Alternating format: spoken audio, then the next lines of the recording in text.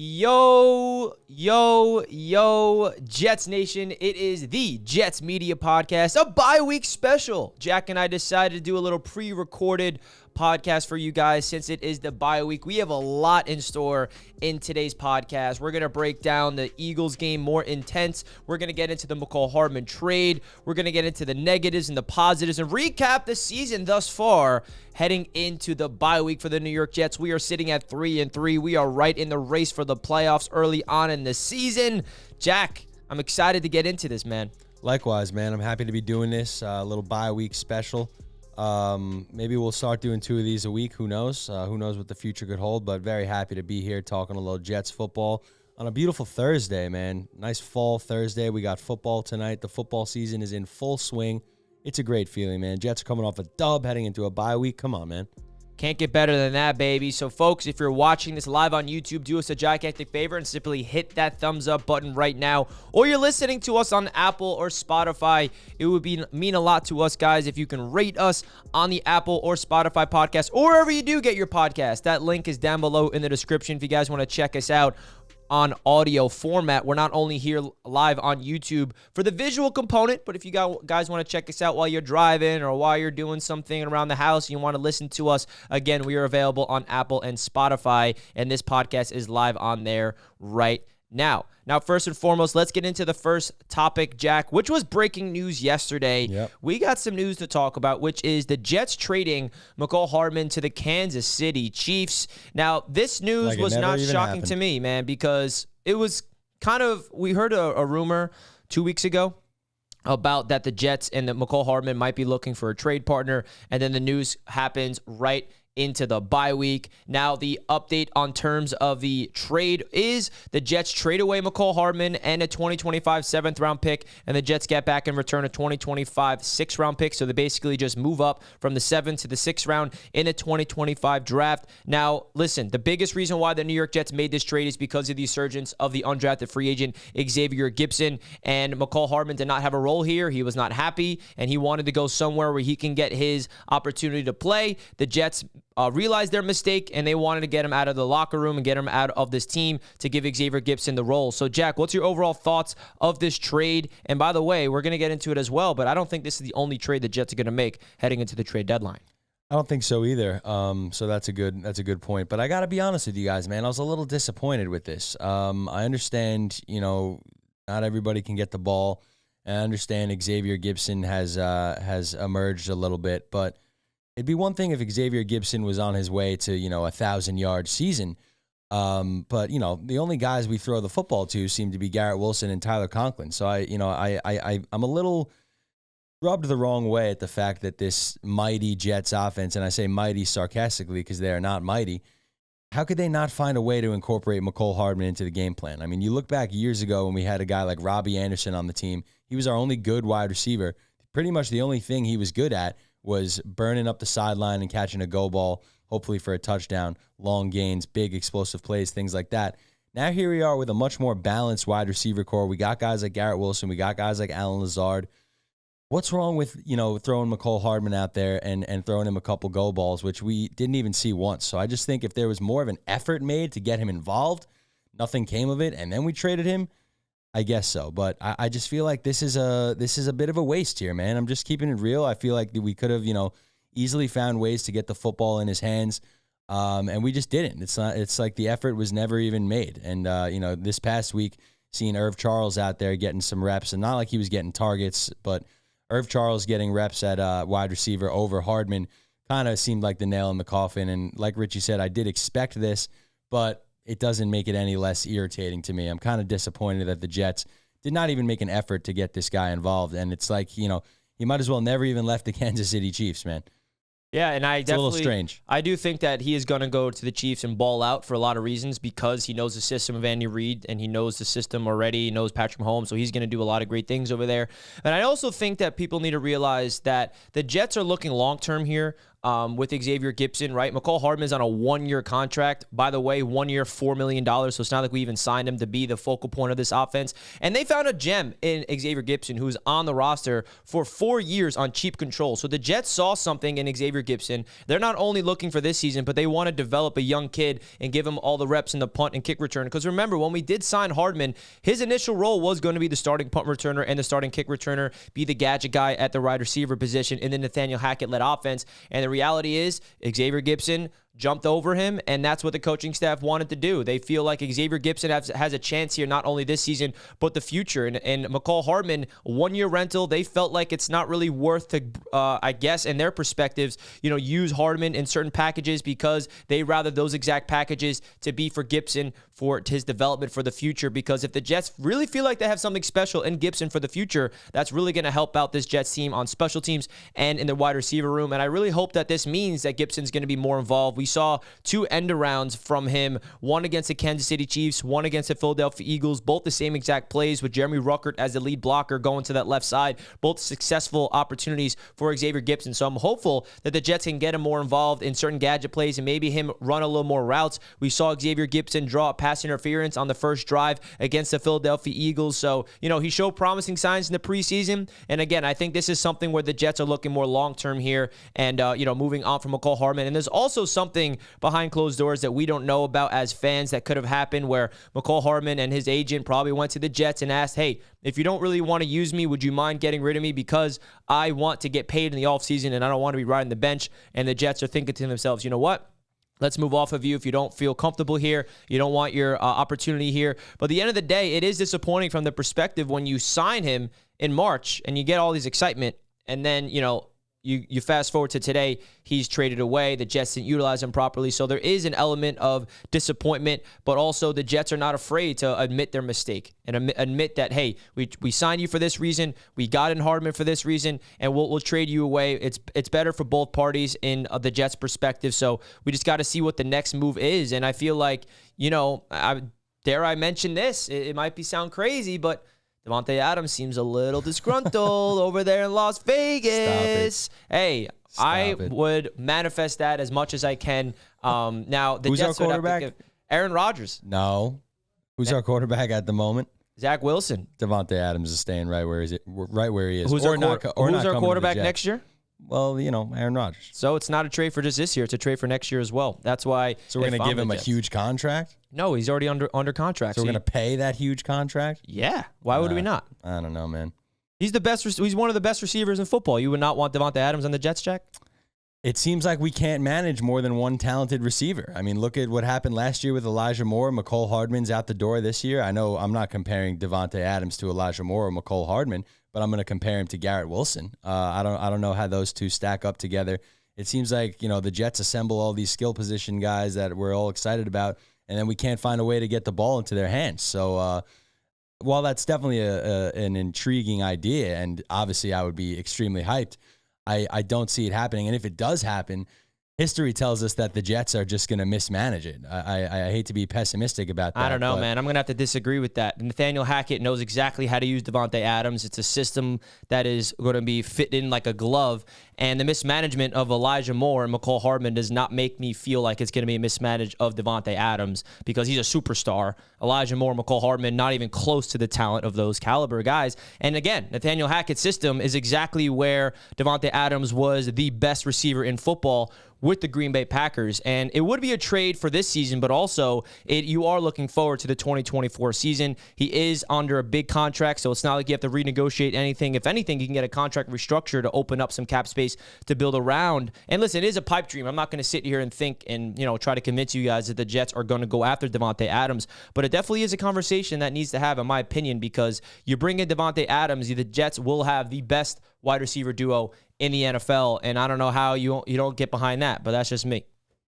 Listen, man, you might be right. And speaking of the best duo in the NFL, I think the Jets might have one of the best duos in the NFL. Nice little segue here. Let's talk about our freaking linebackers, man.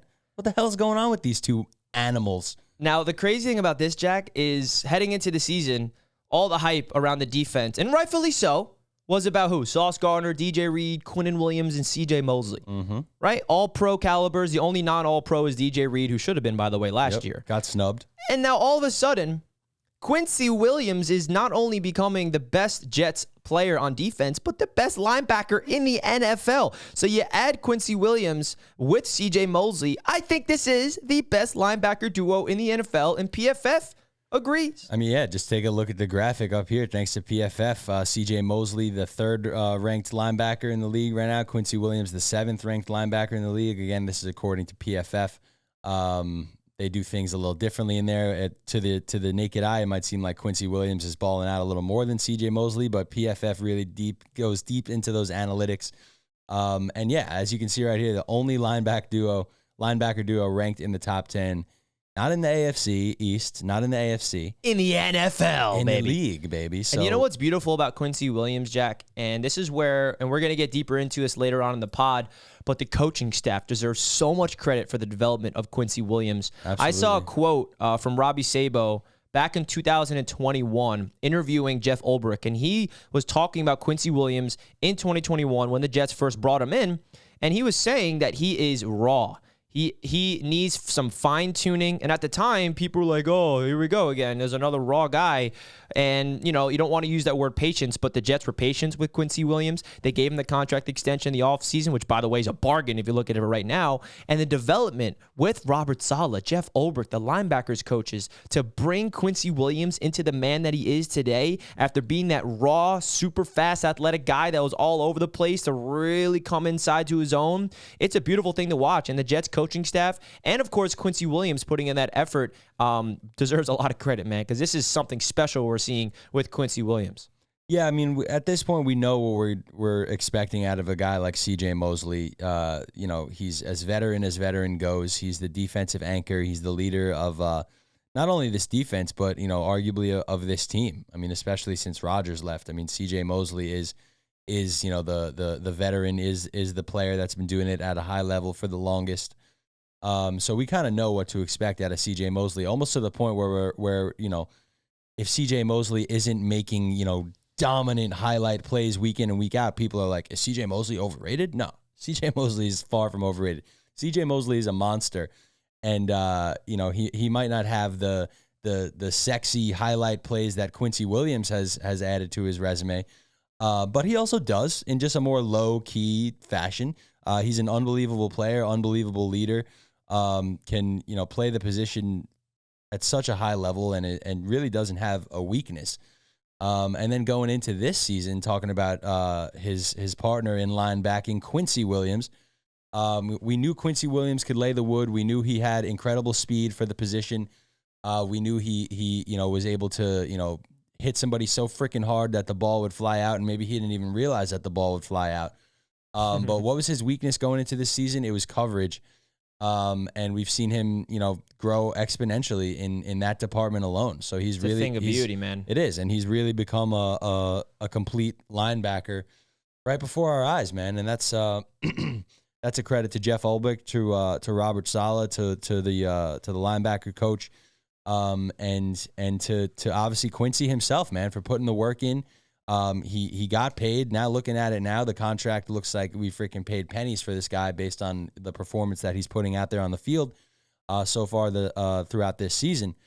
But yeah, man, just watching him develop and become a complete player, and become, like you said, one of the better players at his position in the NFL. And what separates him from other linebackers, in my opinion, is his speed. I mean, the recognition of it. Like, he called out a play down at the goal line against the Eagles where you can see him pointing, and then he immediately just bursts through the hole and gets a tackle for loss. And it's just like, wow, he's playing at a different speed. And, you know, Jason Kelsey on his podcast this week, I don't know if you saw it, Jack, he was singing the praise for the Jets defense, and he was very impressed, and he kept talking about the linebackers and saying they play fast, they plug up the holes, and they are a really, really dominant defense. He was singing the praise for Robert Saleh, of course, the defensive line. So it really is awesome that, you know, a position that so many Jets fans, like, for the past 3 seasons, always said in the offseason that the weakness of his defense is linebackers. And I was always the one to say, I don't see it. Like, why does everyone keep saying, oh, we need linebackers? This is a weakness. Like, linebackers and safeties was always the weakness. And I just didn't see that. I feel like CJ Mosley, Jets fans, did not really realize how good he really is. And Quincy Williams is ascending. And I remember in the offseason, Jack, and I don't want to call out some Jets fans, but they were like, call him out. Re-sign Quan Alexander instead of Quincy Williams. Quan's better than Quincy. And I was scratching my head like, what? Don't get me wrong, I love Quan, but Quincy Williams is on another level of Quan Alexander. His upside is through the roof, and the Jets bring in Jamien Sherwood, who we also have to throw in here. He's not a star, but Jamien Sherwood has done his job as that third linebacker in certain packages of the 4-3 defense, and he's getting the job done. So shout out to the entire Jets linebacker core, man. They're doing their job. And they're ascending their game to another level that's really elevating this defense to new heights. And I feel like this is the development of the entire Jets defense. And speaking of the Jets defense, CJ Mosley and Quincy Williams, not the only reason why they are dominating. It's also because of the depth of this team. And my favorite part about the depth of this team is this coaching staff is getting everybody prepared. Jack, we beat the Philadelphia Eagles without Sauce Gardner, without DJ Reed. The Jets' depth at cornerback is absolutely absurd. We bring in Craig James off the practice squad. We bring up Tay Hayes off the practice squad. Bryce Hall resurgence as an actual good cornerback who I loved as a rookie in year number 2. Yeah. And now he comes in there and is playing just, dare I say, just as good as Sauce Gardner.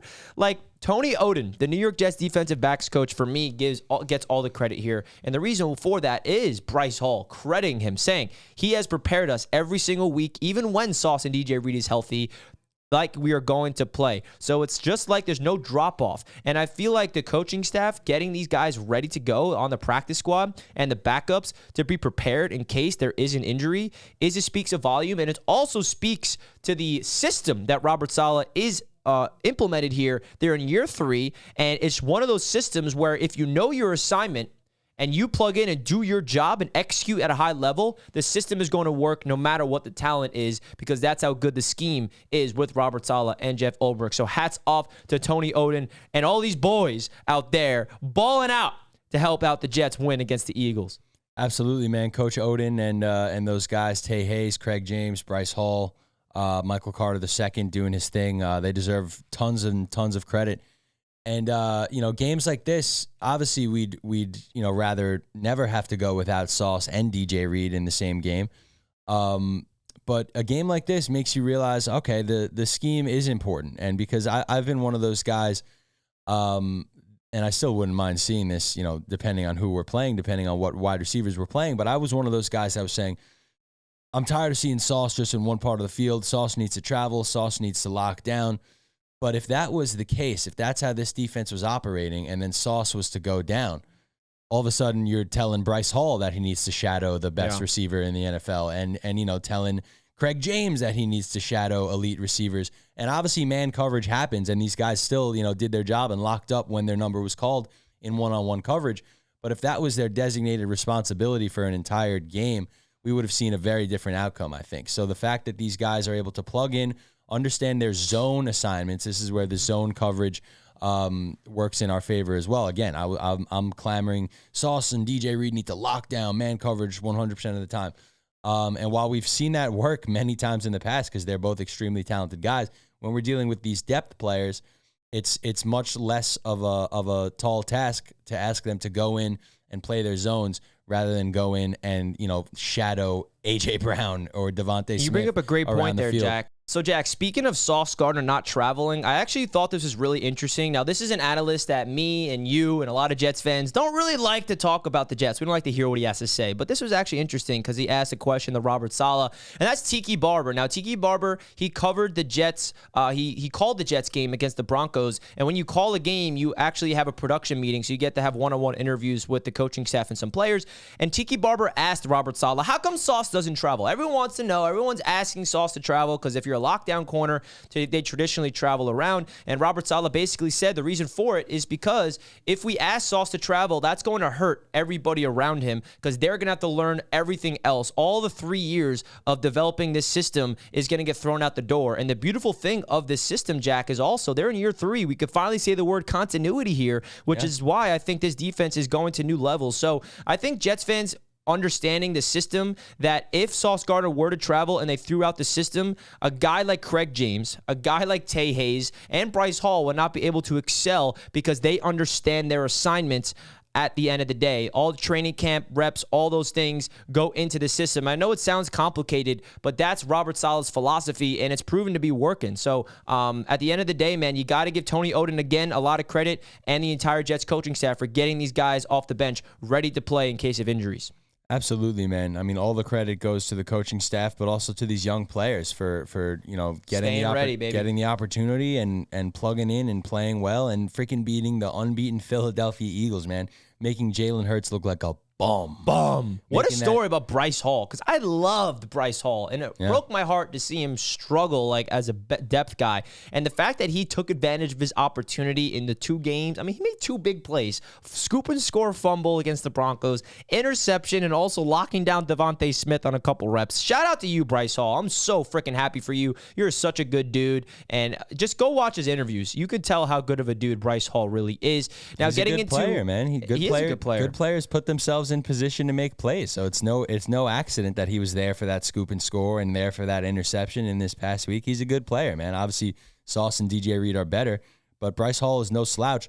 I gotta be honest with you. I'm surprised that Bryce Hall is still a Jet. I thought that Bryce Hall was great trade bait for the last couple of years. Yeah. I'm surprised that he's still a Jet, but I'm very glad that he's still a Jet. And he's a free agent when this you get a game offseason. like this. So you have to wonder if the Jets are going to think about bringing it back for depth, and I sure hope they do. Now, getting into another element of this defense, which is a big reason why they are dominating, it is the 2 young studs on the defensive end, these guys. which is Jermaine Johnson II and Bryce Huff. Love it. Dude, these are definitely the cornerstones of the New York Jets defensive 100%. line for the foreseeable future. I mean, Jermaine Johnson is for the future, but Bryce Huff right now, Jack, he's not for the future because he's not extended. I know. Joe Douglas, wake up. You got a gem in the undrafted free agency pool. You got to extend this man, and I got confidence that he will, okay? I'm still holding out hope, and I really think that the Jets would be really smart to do so. So he's Jack, just so good, though. I'm scared that the Jets won't be able to get him. And now he's nationally getting recognized. That's what I'm saying. Did you hear J.J. Watt on the Pat McAfee show sing his praise? And now it's like becoming known. Like he was one of our secret weapons. Like, oh, no one knows about Bryce Huff. But now the national world's knowing it. Why? Because his name is up there with Max Crosby, Aiden Hutchinson, Micah Parsons, Nick Bosa in terms of pressures. So Bryce Huff, hats off to you, man. And the edge rusher has become, maybe the premier position of the defense in today's NFL. So the fact that he's got this national recognition now, teams are always looking to add guys on the edge. He's going to be a hot commodity, man. So Joe Douglas, I would get on it now, start talking numbers now, even though I'm sure he already has.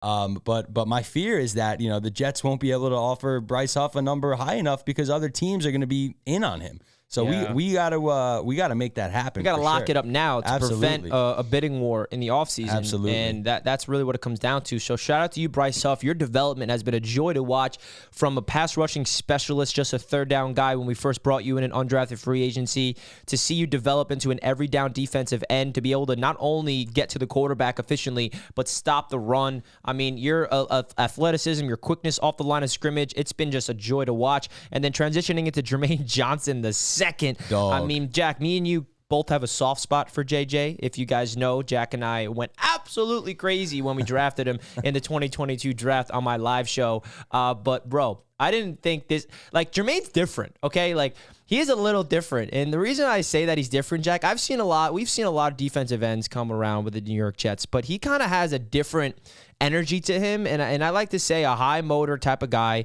never ever takes a play off. You see him sprinting 13 yards down the field if there's a broken play, the explosive play rather. And for example, He had 3 pass deflections, Jack. One of them was a bat down the line of scrimmage. The other 2 forced turnovers. So his first pass deflection, like I said, batted down a little screen pass to Jalen Hurts. Cool. His second pass deflection, Jack, was a beautiful, beautiful play recognition. The Jets had dialed up a blitz, and Jermaine Johnson was a spy. He recognized the tight end screen. He pursues Dallas Goedert. He puts his hand on the ball, which pops it up, which results in a Quinnen Williams interception. And then his third pass deflection is he freaking goes after Jalen Hurts, gets his hand on Jalen Hurts' arm, which results in a popped up ball. Bryce Hall gets the interception. So that's 2 turnovers that Jermaine Johnson forced, but he doesn't get credit for it. So he's just playing out of his mind. He is, man. He's both of these guys, both Bryce Huff and Jermaine Johnson have transitioned into true 3-down defensive ends who are able to just get the job done no matter the situation, no matter who they have blocking in front of them, whether it's a running down or a passing down, whether it's 3rd and 30 or 3rd and 1 or 1st and 10 or 2nd and 4, whatever it is, these 2 guys can go out there and be productive. And I think for the both of them, they both share very similar qualities. I think it's the combination of strength and speed. And obviously that's, critical if you're going to play, that position in the NFL. But both these guys embody that, like Richie said, very high motor. I feel like they both, obviously Bryce Huff more so than Jermaine Johnson, who was a first-round draft pick. But I feel like they both play with that chip on their shoulder, that aggressiveness. They want to go out there and prove that they can dominate and prove that they can be the best and prove that they've, earned the spots that they have on this team. Which, say what you want about the Jets, the defensive line has been, one of the better units in football for a while now. Leads the NFL in pressures, Jack. Absolutely. The New York Jets defense is number 1 in the NFL in pressures. Now, I know that, we're a little underwhelmed with the sack totals because we're not getting the sacks, right? Which is frustrating, but we're also not allowing many points in the second half either. One touchdown allowed in the second half, Jack. One touchdown, listen, and that was to the damn stinky Denver Broncos. It doesn't matter if we're not getting 6 sacks a game if we're not letting up any freaking points. That's what matters at the end of the day. So the offense needs to get the defenses back now because the defense is freaking. Especially in the second half, lock down, dude, shut down, whatever you want to call it. They are not giving an inch to anybody. And if they can just figure out how to start off fast, bro, we'll see. And if you look at the stats, in terms of rankings of defense, the Jets are not up there, and that's because of the slow starts. Yeah. But when you put up the stats in the second half, the Jets are top in the league everywhere, and you just pass the eye test. You watch this defense, you're just like, oh my God, they play fast, they play ferocious. They are a top unit in the league, and that has a lot to do with the coaching staff and the job of Joe Douglas to build this team out and get all the talent that they need. But another phase of the football that deserves some credit, Jack, before we get into the next topic, I have to give shout-outs to the special teams unit, man. Brant Boyer continues to thrive. Greg Zuerlein is 9 for 9 in the last 2 weeks. Thomas Morstead punting like an absolute god. And Irvin Charles. What a story for Irvin Charles. Justin Hardy, our special teams captain and ace, he goes down with a torn hamstring. Brennan Eccles, who's the gunner right next to Justin Hardy, another key special teamer, he's down. And the Jets just have these guys. The big story, Jack, against the Eagles was the depth of the corners. Can we talk about the depth of special teams? Yeah. Irvin Charles was a guy that made the roster because of his special teams prowess, because Robert Saleh called him a wolf. His first opportunity against the Broncos forced a fumble. His next 2 opportunities in the Eagles game just absolutely dominated. So really cool to see that the Jets found another gem on special teams, and maybe he is the future Justin Hardy of the special teams as the captain. And that's all Brant Boyer, man. That's all coaching, because Justin Hardy, lives, eats, and breathes special teams gunner. So to lose a guy like that, who's one of the better players at his position in the entire Pro Bowl NFL. last year. Yeah, absolutely. That's my point.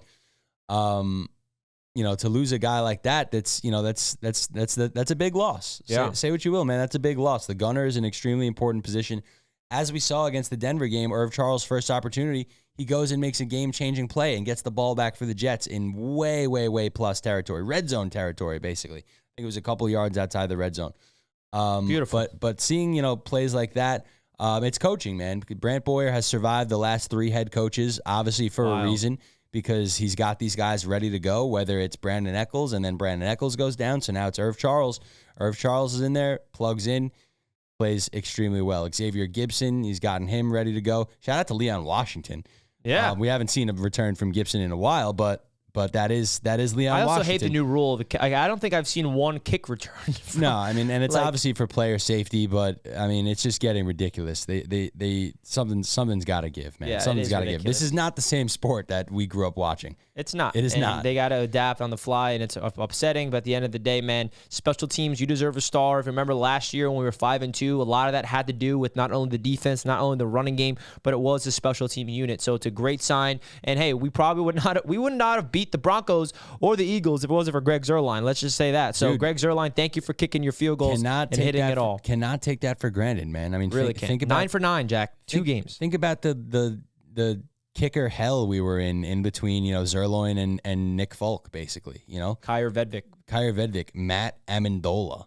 Trying to convince ourselves that we had real kickers because these guys, would make the occasional 40 My dad, yarder. Jack, would probably, like, every offseason, do we get a kicker? Do we get a kicker? He would be more interested if we got a kicker more than a quarterback. My dad is ridiculous, man. So sick of watching a bad kicker. So, yes, Dad, we got a kicker, and his name's Greg the Leg. And Morstead, obviously, we don't want to see out there, but whenever he is out there, he seemed to be. I don't think he's had one bad punt all season. Yeah, so far. And remember that safety we had against the Broncos? Yep. We would not have had that safety if Thomas Morstead did not pin him deep into the 5-yard line. So shout out to Thomas Morstead. Shout out to the special teams unit. You guys are doing your job, and we cannot thank you enough because we need all three phases of the ball. Defense, superstars. Special teams, star. Offense, not so much. We're going to get into that right after this. Folks, as you guys know, the official sportsbook sponsor of the Jets Media Podcast is BetUS. If you guys want to click the link down below in the description, you guys can sign up for BetUS and receive a 125% sign-up bonus on your initial deposit up to $2,500. So BetUS is, again, the proud sportsbook sponsor of Jets Media. They got awesome stuff going on their website. You guys can bet on every single sport. Football, basketball season is starting. They also have online casino games if you're interested in that. As you guys can see right here, they have a really cool player prop builder, which is probably one of my favorite elements that they added, which is a new element to their website. You can basically build a whole player prop bet parlay. I've won big on this multiple times, and I would really recommend, guys, clicking that link down below in the description, signing up for BetUS. By the way, it is legal in all 50 states, so you don't have to worry about if it's illegal here, is it not legal here. It is legal where you live. So make sure you guys go support Jets Media by simply clicking that link down below in the description and signing up for BetUS today. I am curious, though, Jack, to see the Jets' odds for making the playoffs this season because we're 3-3, and we actually have a chance. So we do. Let's see what the odds are. So the Jets are plus 400 to make the playoffs. Better than I thought, to be honest with you. I thought it was going to be like plus 1,000. I mean, bro, watch this, guys. So do this live. Plus 400. Richie's about to place a bet live on the pod. $20 on that. The Jets are making the playoffs, and your boy just put $20 on it. All right? Come on now. If you guys want to follow me, you guys know what to do. Trail them. Download the app right now, and you guys, or get on the website, use the promo code Jets Media. All you got to do is click that link, get a 125% sign-up bonus. I just put $20 on the Jets to make the playoffs to win $80. Come on now. The Jets are making the playoffs, baby. I also have a lot of other bets that I placed before the season started because that was obviously with Aaron Rodgers. But, hey, we're not going to get into that because I don't know if those are going to hit anymore. But, hey, shout out to BetUS for being the official sportsbook sponsor of Jets Media. We appreciate that. All right, man, let's get into some of the negatives things, and then I really want to get deep into Zach Wilson, Jack, after that. Now, the obviously biggest negative of this Jets team so far this season is the obvious. It's the elephant in the room, because if this was working, we'd be blowing out teams and definitely not be 3-3. It's the red zone offense. What is going on with this red zone offense? You can argue 0-9 because the only touchdown we had against the Eagles was because of Tony Adams. So the Jets offense has been really good this year, Jack, of moving the ball, getting to the red zone, but they're not capitalizing in the red zone. And I think the biggest issue for that has a lot to do with the back-breaking penalties and the back-breaking sacks being taken. I rewatched the game multiple times, and you see the Jets moving and grooving, and they get there, and they take a critical sack, or there's a critical holding penalty, there's a critical crack block penalty. It's like, for whatever reason, there's this weird energy, like, oh, we're good offense, and then we get to the 20-yard line. Nope, negative this, negative that. All right, Greg Zuerlein kicked the field goal. So what do you think has been the biggest issue with this Jets offense? And do you think that there is some sliver of hope that they're trending in the right direction to find a way to score touchdowns efficiently in the red zone? I do think there's hope. Obviously, I mean, I assume that's, all Nathaniel Hackett is going to be thinking about during this bye week is how the hell do we score touchdowns in the red zone, or the gold zone, as he would like to call it, or the brown zone, as my buddy Matt O'Leary so hilariously put it on Twitter with the poop emoji, the brown zone. But yeah, man, I think there's obviously a path to scoring touchdowns. I mean, we saw Zach Wilson throw a rifle to Randall Cobb. That was for a 2-point conversion, but let's say that wasn't for a 2-point conversion. That's beautiful for a touchdown. Play. Beautiful play. I wish I had a solid answer, man. I think, unfortunately, it's just bad timing. Like last week, we see a run to Bryce Hall on 1st and 10 from the middle of the field, and fresh off a turnover, and it goes for 6-7 yards or whatever. We see productive runs, but then when we get to the red zone and it's 1st and 10, 1st and goal from the 10, and then we run the ball, we get 2 yards. So I wish there was a certain word or a phrase that I could use to describe it, but it's just bad timing, man. Like you said, obviously the penalties are killer. We were cooking last week, and then an illegal crackback block, and then a dropped pass, and then a hold. It comes down to shooting ourselves in the foot. But then honestly, I think obviously you got to talk about Nathaniel Hackett here. Whether it's the play calling or the use of personnel, I think we're seeing very different games. I mean, go back to the game against the Kansas City Chiefs. Freaking Zach Wilson threw an absolute gem to a one-on-one CJ Uzoma, and it ended up in a beautiful. We haven't seen that attempt. A beautiful touchdown. It's not even like we're seeing him. And that's what I'm saying. Anymore. Last week we didn't see it attempted even a single time. So it's inconsistencies from game to game. I don't understand why you see one thing work in 1 week and then the next week you completely abandon it and run on 1st and goal, run on 2nd and goal, and then all of a sudden it's 3rd and goal with 7 yards to go, and Zach Wilson needs to pass. I'm going back and I'm thinking about the drive. We drive downfield 8 runs in a row, right? Something like that. That was last week, the week prior against Denver. 8 runs in a row. We finally get down there. It's 3rd and 6, and this is the first time Zach Wilson has passed on the entire drive. So he's coming in cold, kind of having to throw the ball.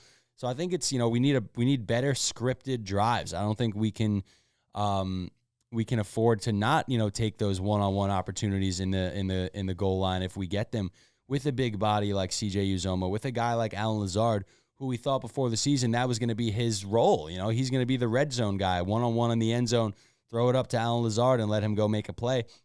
We haven't really seen any of that either. So I think it's utilizing personnel in a wrong way, and also just not being consistent from week to week. What we saw work against Kansas City was completely abandoned against Denver and Philadelphia. So I don't know, man. The reality is that if the Jets can figure out to score touchdowns in the red zone, they are going to be hard to beat. We could beat every team, literally every team. We would have blew out the Eagles. Dude, the Eagles were begging us to destroy them by 25 points. I know, and that's really when it comes down to 4 field goals in a row, dude. Even if just half of them were touchdowns, we would have won by 15. And we're lucky to escape that game with the win on the backs of our defense. And now at the end of the day, with the schedule easing up, there's no excuse. Because another thing you have to add context to, this is no excuse, but this is a context that needs to be brought up. The Jets versed 4 top 10 defenses in their first 6 games. Yeah, it was a gauntlet. So it was a gauntlet of the defense, but now that's going to flip.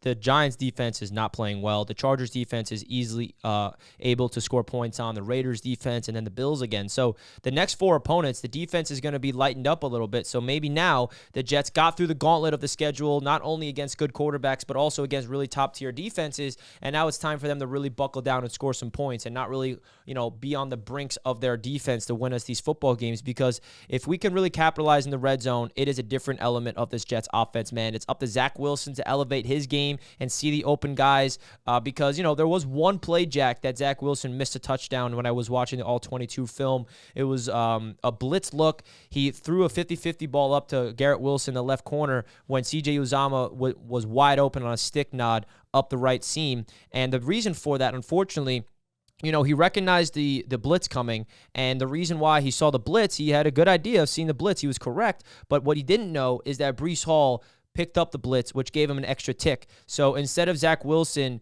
just going to his first read, throwing up the ball to Garrett Wilson on a 50-50 ball when the blitz is coming, which, by the way, is not the wrong play, but what the better play would have been if he looked at Garrett Wilson, goes to his second read, and gave the offensive line an extra tick, he would have seen C.J. Uzomah wide open for an easy touchdown. So those are the little things that I think Zach's going to see on film, and the coaching staff are going to be able to show him, hey, if you just trust the offensive line and trust the protection to hold up an extra tick here, I know that you trust your star receiver in Garrett Wilson to go make a play, but you had C.J. Uzomah wide open. So these are the little things in the red zone that I'm hopeful that experience is going to help Zach Wilson learn, because again, he is learning on the fly. This is a brand new system that he's learning. The Jets coaching staff is also bringing up a brand new system on the fly. Let's not forget that the Jets system was catered around Aaron Rodgers, and then since week 1, the Jets coaching staff has been catering their system to Zach Wilson. So hopefully, after all the 6 weeks of experience with Zach, they can figure out ways to capitalize it in the red zone. And now, speaking of Zach Wilson, Jack, let's get into him, because I really do think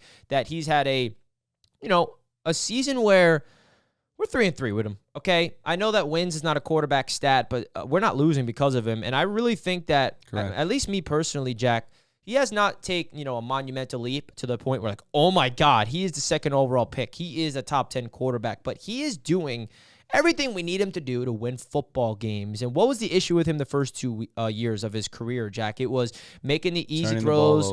Making the easy throws look hard, turning the ball over. His footwork is all over the place, indecisive, not be able to read defenses. Well, all the things I just mentioned, he's not doing anymore, right? He's eliminating the bad, and now he's playing like an average quarterback, which is what we need with a top-tier defense. So overall, I think that those things are really translating, but my biggest compliment I have to give to Zach, Jack, is his off-the-field maturity, because I think his off-the-field maturity is translating to his ascending ability on the field. And what I mean by that is every single interview, he is holding himself accountable. We got to be better. Obviously, last year, he said the worst thing you could possibly say in a post-game press conference, and I think that really woke him up and realized, and he is a really studious player. He is working his ass off, and I think that his maturity off the field is translating to his development. Now, he has a long way to go. I'm not sitting here and saying he's the franchise guy for the future, but you got to be, impressed with the maturity and the growth that he's showing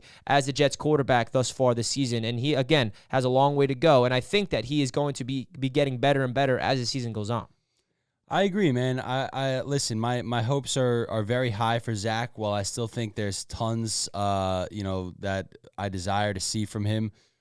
He hasn't been the reason why we've lost, although against Kansas City, crucial fumble, can't be doing stuff like that. I understand. But listen, man, I mean, Zach got once again thrown into the wolves this year. Zach fully expected to sit back and learn from one of the greatest to ever do it. And then all of a sudden, 4 plays into the first game of the year, he's thrown into the fire on the bright primetime lights of the freaking first Monday Night Football game of the season. So the fact that he had a cool enough head to even come out of that game with a win, I mean, that's a win on the season right there. I do think, though, that Jets fans, some Jets fans, not all of them, not me, not you for the most part, sometimes maybe, I think Jets fans are getting themselves into a dangerous place when it comes to Zach Wilson. I think that we are too accepting, and we're at the point where we are praising him for doing the bare minimum. Like if he gets through a game without turning the ball over, another good game from Zach Wilson, stacking them up, keep doing it. No, man, we need to score touchdowns. We need to get the completion percentage a little bit higher. I understand it's not all on him. It's on Hackett. There's been some bad dropped passes. There's been inconsistent offensive line plays. But at the end of the day, Zach Wilson needs to throw touchdown passes, man. We've seen him do that. It needs to happen. We can't afford to, rock through every game on the back of our amazing defense and on the leg of our amazing kicker. Our quarterback needs to get the ball into the end zone. We need to feed Garrett Wilson, like I think we made a much better effort to do this past week against Philly. So that seems to be trending in the right direction again after a quiet week against Denver. But we can't allow ourselves to get to the point.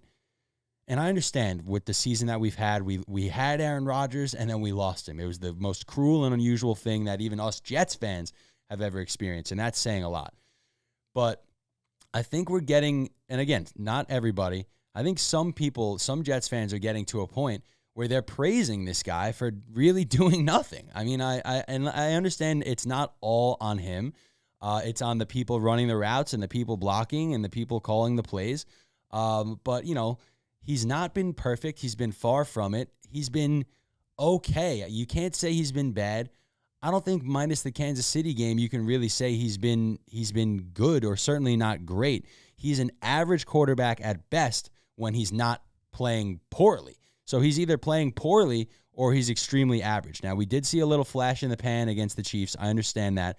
But ultimately, at the end of the game, he fumbled and we didn't get the ball back. So I think Zach Wilson has, a lot of ground to cover, a lot of work to do. I think the bye week came at a great time for him to sit back and assess, how have I played so far this year? What do I need to do to improve to get this team to the postseason this year? Because that's the goal, man. I don't give a crap whether we have Aaron Rodgers or not. The goal was a Super Bowl. We lost Aaron Rodgers. The goal is still the freaking playoffs. You bet you're behind. Super Bowl. The goal is the playoffs. Super Bowl. I love that.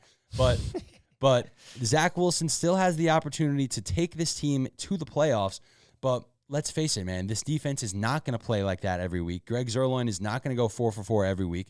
I got to give Zach some credit. They're able to move the ball into range, but then when it's time to make those plays to score, it's not happening. I understand it's not all on Zach, and I'm not hating on Zach, but what I am hating is people that join the podcast and people on Twitter that are praising this guy for really doing nothing. Because if the Giants had a quarterback that was putting up Zach Wilson stat lines, we would say, who cares? This guy's a bum. This guy's nothing special, but he's our guy. So we're supporting him, and I'm supporting him. And I know it sounds like I'm coming down very hard on him, but I do think that it's a little bit overblown how sometimes, everybody's saying Zach is figuring it out and he's doing this and he's doing that. And yes, he's put together some decent games, but we've still yet to have that 3 touchdown dominating performance. Okay, this guy has it. I guess arguably against the Chiefs, but then he makes the big mistake, and then the Jets don't get the ball back, and we end up losing the game. So I think Zach Wilson still has a long way to go. I'm honestly not sure what the future holds for Zach as a Jet past 2023. I'm all in on Zach for the rest of the year. Don't get me wrong. I'm not going to hate Zach. I'm not preying on the kid's downfall. I would love to be wrong about Zach Wilson. Since the moment he became a Jets quarterback, I would love to be wrong about Zach Wilson. But I think he's got forever to go, man. I think he's got a long way to go. I think the improvements that I've seen in particular that gets me just excited that he's trending in the right direction. And this isn't praising. This is just, I watched the film. I'm breaking down football. I see a quarterback. I watched all the film in year 1. I watched all the film in year 2, and I'm watching the film in year 3. And there is a big leap that needs to be talked about. Like, this isn't just like, sugarcoating it and praising for nothing. No, you're right. His pre-snap reads, we've never seen him. I've never seen him in my life be able to go to the line of scrimmage and recognize a coverage, check to a new play, and take advantage of that. That is how you play quarterback in the NFL. Now, you can call it praising him for doing something at the bare minimum, but again, that's signs of improvement that you're seeing him get it. Because what was the criticism of Zach? It wasn't that he's not physically talented. It's he's now figuring it out mentally, and right now we're slowly seeing him figure it out mentally, and that's why at least I get excited about his development because, again, his ability to go to the line of scrimmage, recognize a coverage, check to a new play, and exploit that play. We saw that multiple times against the Philadelphia Eagles where people don't really get to understand it because if you don't watch the film and you're just watching the broadcast, it's hard to really see it live. It takes a lot of time to re-watch plays to figure it out, and I'm learning it on the fly as well where I'm like, wait, he checked to this play.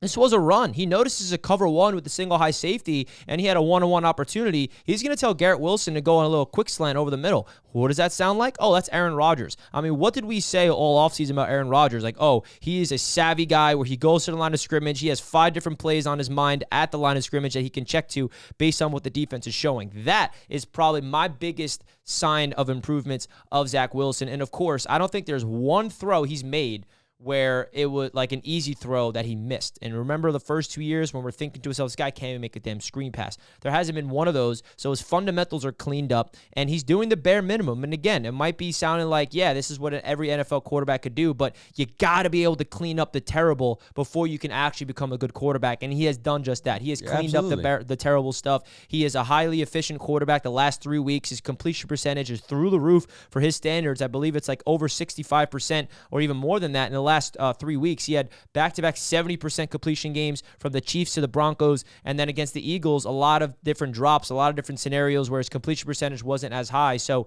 listen, he still has monumental leaps to make in terms of being a top-tier quarterback in the NFL. I'm still waiting for that game where he gets that 3 touchdowns, 300 yards, because I think that's what's really going to make it convincing that he actually is developing in the right direction. But it is promising signs to see him making those small little improvements, and it's not like he is just spiraling downward and going in the wrong direction. He's definitely going in the right direction. And I also love that on the Pat McAfee show, they gave Aaron Rodgers a question about Zach Wilson and like, how have you had an impact in all of that? And Aaron Rodgers, I mean, everybody talks about, I'm not going to get into that. I'm going to not mention that. But Aaron Rodgers said, I don't want to take any credit for this. Zach Wilson deserves the credit. He's putting the work in. He is studying. He is relentless in his, film study. He is holding himself accountable. Aaron Rodgers did not want to be like, yeah, I'm the reason why he's looking like this. Like, he basically gave Zach Wilson all the credit in the world, and that really speaks volumes to Zach as a person, that he is doing everything in his power to make sure that he does his job enough to help the Jets win football games. And so far, the Jets have won football games. We are 3-3 with Zach Wilson, the same record we wanted to be with Aaron Rodgers. So now we just hope for another leap in the right direction for Zach Wilson after the bye week, because at the end of the day, we need better quarterback play if we want to make the playoffs, and that is 100% a fact, and there are promising signs of seeing just that. I'm on Team Zach, man. Freaking go out there and ball out, man. Prove me wrong. Come on, Zach. I just think we got to see a little bit more in year 3. But the problem is, and this is not a problem, it's a good problem, but Aaron Rodgers might have something to say about it. Can Aaron Rodgers return this season? I can't even think about it, man. Can Aaron Rodgers do the unthinkable, folks, and return this season? Now, there's a lot of speculation happening after seeing him go onto the football field before the Eagles game, tossing the ball around just like a little stud that he is, and it sparked a lot of different doctors to study it. Like, what? This guy is 5 weeks removed from surgery. How is he moving like that? How is this possible? He's defying medicine. He's defying science. Well, welcome to Aaron Rodgers' life. That's what he does. He got an innovative surgery, the speed bridge, and then he's using all these different holistic approaches on top of the Western medicine. He is a man of the mind, and I'm speaking from his voice. He said this on Pat McAfee show. He believes in manifestation. He believes in the power of the mind. He believes in willpower. I happen to believe in all those things. I study a lot of things. There's a documentary called Heal that is all about natural healing methods that comes with meditation. It comes with all these different things, and Aaron Rodgers is into all those things, and you can tell that those things are working right now. Now, listen, he said himself in the Pat McAfee show, there's a lot of different barriers he needs to hit before he can even touch the practice field. And I feel like the media is now like expecting him back even before than he should be. And I'm not someone that's going to sit here and, convince you guys like, yep, Rodgers is definitely returning. I still think it's far-fetched, but at the end of the day, the door is definitely open based off what we saw on Sunday of him being able to walk with no crutches and barely a limp and throwing the damn football around. So now here we go. Aaron Rodgers, are you coming back this season or what? Because that would be the craziest thing in my life as a Jets fan. I think it would be the craziest thing in sports. I mean, certainly for the year, but I mean, in terms of like sports injuries, maybe the craziest story ever. I don't think it's going to happen. The idea of it scares the living hell out of me. I'd much rather Aaron Rodgers take care of himself and come back 100% ready to go for next year, rather than risking, a potential re-injury or worsening of what he's going through. I don't think it's physically possible. I mean, I almost can't even believe what I'm seeing. I feel like, like is he taking like a freaking handful of painkillers before he goes out onto the field to throw?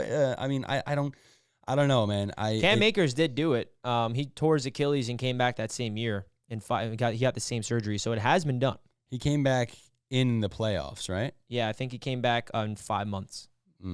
So, and Rodgers got the surgery, the first week of the season. I mean, it can be done. Cam Akers is probably 15 years younger than Aaron Rodgers. So that's definitely a factor that we just, got to keep it real. I don't know, man. The idea of it scares the crap out of me. Obviously, it would be the craziest story of all time, craziest story in Jets history. So let me ask you this question, Jack. Hypothetically speaking, the Jets are in the playoff race, right? They are in the 6th seed in the wild card. We're entering, week 16. If he is cleared and ready to go. And he's cleared and the doctors say you are 110% ready to go. But, dare I add, this is part of the hypothetical, Zach Wilson is playing his best football, and people are like, whoa, Zach Wilson is actually, we're winning on the backs of Zach Wilson right now. Would you want the Jets to still go to Aaron if he's cleared, even if Zach Wilson is playing good football and the Jets are winning?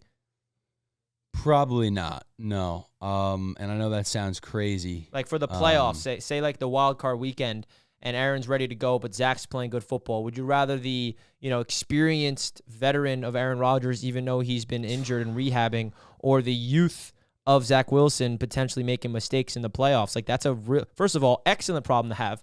But yeah. where's your mind at? Such a tough question. But I have to go with Zach. I mean, we were there for it, brother. We witnessed Aaron Rodgers go down with our own eyes. Like I am fully, ever since that moment, I've fully committed myself to Aaron Rodgers not being the quarterback for the Jets in 2023. So it's one thing if he's fully, completely cleared, ready to go. I don't think that will ever happen. I don't think we'll ever get to that point during this season or the postseason. But if that was the case, I know this sounds crazy, man, but I think you stick with the hot hand. I think you got to stick with the hot hand. But I mean, what are we even talking about here? Like, yeah, hypothetical. This is a crazy. It's never gonna happen. Yeah, I mean, listen. I mean, it's a conversation that must be happening just because of what we're seeing from Aaron. And I'm someone that really is tuned into Aaron off the field. I have been even before he was a Jet, and I'm really fascinated by him as a person. And the fact that this is what's happening right here, and the fact that there is an actual possibility of him returning in December and January is mind-bending, and Jets fans, buckle up, because if this actually happens, this is going to be like literally feels like the NFL scripted, because this is the best storyline you could possibly imagine, especially when you bring into account the hype around the Jets and Aaron Rodgers heading into the season, and imagine it ends in the way where he does return and somehow brings the Jets through the playoffs and, dare I say, go all the way, right? That's a fairy tale ending. That's a very hypothetical 1% chance of happening, but that is like weird voodoo stuff where you're just like, oh my God, it was meant to be. And we get to see that Zach Wilson's the guy for the future. It's like, I don't know. Yeah. Listen, man, hypothetical this, hypothetical that. We're sick of hypotheticals. Right but now, at the end of the day, Zach Wilson's the guy. And Zach Wilson, please continue to develop and just score touchdowns in the red zone. And that's how we get to the playoffs. That's all you got to do, Zach. Right now, we should just be stoked that Aaron Rodgers is still a part of this team. In terms of, being at the games and showing face and being there for the guys. On the headset. He was on the headset. Exactly. So, that's... Coach Aaron. Jets fans out there that are listening to this, don't do it to yourselves, man. Don't allow yourselves to think that Aaron Rodgers is going to come back and play football this year. Be excited that he's entrenched within the organization in the midst of the season. Be happy with that. Be satisfied with that and look towards next year. But don't do it to yourselves, man. Don't do it. I mean, again, it would be one of those things, and I'm honestly not even holding hope on it. I'm really not. I'm not really. You can't. I'm not, and I agree with Jack. Don't really convince yourself he's coming in, because it's just setting yourself up for disappointment. Let's just follow this along week by week, and let's let Aaron, go through his rehab process and heal as well that he wants to. And this is also something that is just really cool, that he's becoming a presence. And Robert Saleh referenced it, that his presence is a superpower. And I really love that, because he really elevates the consciousness of every single individual person in this Jets locker room, all the Jets coaching staff, because his relationship with life goes really deep. And I think that his optimistic energy and his spirituality is something that's really binding this team. And you can tell that when he's there on the sidelines, and he's just a voice of reason. And he said on the Pat McAfee show too, that he's on the headset and he's just like, no, I wasn't telling him what to do, but I was that voice of just like, calm down. Right, he heard a lot of different anxiety happen in the middle of the game, and Aaron was there just to remind him to breathe, and remind him that it's okay. And I feel like that's cool that he's just that Jedi master overseeing this whole operation. That's the coolest thing in the world. If you're a young quarterback and you got Aaron Rodgers in your helmet, just telling you to keep calm in those critical situations, like how could you not? I mean, I'm sorry to drop a Star Wars reference on you non-Star Wars watchers, but it's the Master and the Padawan with Aaron Rodgers and Zach Wilson, which basically is the Padawan is a word in Star Wars when you're the apprentice and the student. And hey, Zach Wilson is a young Anakin Skywalker. We're not quite sure whether he's going to turn to the dark side or not. And we got Aaron Rodgers as wise Obi-Wan. I love that, the wise Obi-Wan. And if you guys are not aware, go to Aaron Rodgers' Instagram. His profile picture is literally a cartoon version of him as a Jedi, and he looks like Obi-Wan Kenobi. We're still not sure whether or not Zach is going to stink as a quarterback in the NFL for the long term. So he's Anakin Skywalker, still up there. Either he can go light side or dark side. But if he goes dark side, though, I feel like he'd be like a villain and dominating and everyone hates him. No, I'm just kidding. Now, villain Zach, I don't know if you saw this picture of, it's pretty hilarious because Zach is undefeated since this picture. It was a picture of him hugging Patrick Mahomes after their loss to the Chiefs, and his face was like, and like his eyes looked mean, and like on Twitter, Jets Twitter being hilarious, they're like the start villain of the villain arc. It's the start of the villain arc. And hey, 2-0 since that moment. Zach Wilson's taken over by storm. But folks, that's going to wrap up the Jets Media Podcast, the bye-week special. We appreciate you guys tuning in. Jack and I want to do more of these pre-recorded content every Thursday. If you guys enjoyed it, you stayed all the way to the end, comment down below a Statue of Liberty emoji. Make sure you hit that thumbs up button. We greatly, greatly appreciate that. Jack and I have been really enjoying the Jets Media Podcast live every Monday at 10 a.m. Eastern Time, but we wanted to kind of branch out and do a little bit more stuff for the pod. So again, download it on Apple and Spotify if you did not already. Would greatly, greatly appreciate that. And we will see you guys next week, and enjoy the bye week, baby. Monday, we'll still be doing our show to kind of recap what happened in the NFL, and then we got a crazy second half of the season to get ready for, baby. So peace and love as always, guys. We love you all. Jets Media Podcast is out. Jack, any last words? Thank you so much, man. Always a pleasure. And enjoy the bye week, everybody. Enjoy a nice stress-free weekend of football. And then we got the sorry-ass Giants who are next on the schedule, baby. We're about to eat them for lunch, for dinner, for breakfast the next day. Let's go. Let's go, Jets, baby. Shout out to everybody tuning in as always. We love you. And JETS. Jets, Jets, Jets. Peace.